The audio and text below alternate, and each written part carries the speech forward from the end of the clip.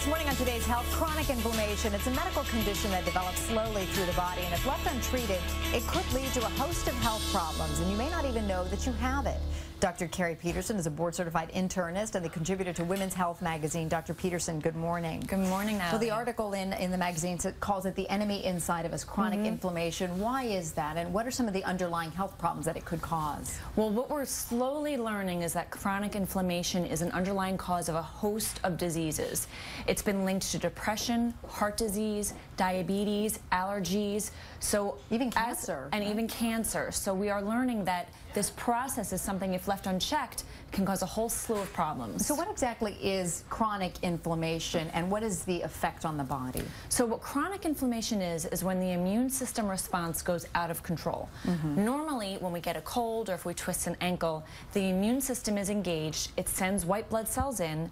They come and they attack the infection, and we see the characteristic findings. We get pain, we get redness, we get swelling, and then once our body heals, they retreat. But in chronic inflammation, there's a faulty distress signal.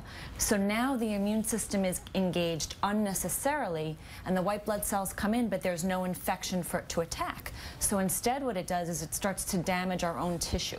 So how is it different, chronic, from acute inflammation? So with acute inflammation, it's this short-lived attack where the immune system comes in, it does its job, and it retreats. With chronic inflammation, there's this continual trigger so that the immune system is consistently engaged, and rather than helping the body, it hurts the body. And you talked about, for example, a cold or something could trigger the start of chronic inflammation. What are some of the actual triggers? So there's several. One of them we know that's a trigger is being overweight. Basically, when your fat cells expand in size when you're too large, this triggers the immune system. And the immune system comes on in there, the white blood cells will inflame the fat cells, and that causes insulin resistance, which is why overweight people are prone to diabetes. It's directly linked to that.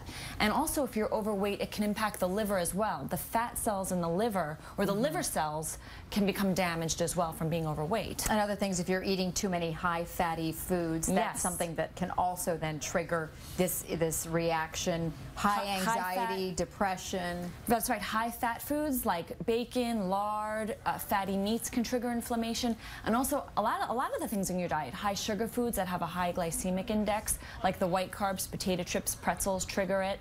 And you had mentioned stress. Stress and anxiety cause the production of a stress hormone called cortisol, and cortisol can trigger the immune system unnecessarily. So some of the symptoms then, what would they be of chronic inflammation versus acute inflammation? So that's the tricky part, Natalie, because how you make the distinction. Right, when there's chronic inflammation, there are no symptoms. We don't know when it's going on, whereas with acute inflammation, you see it, you see the pain.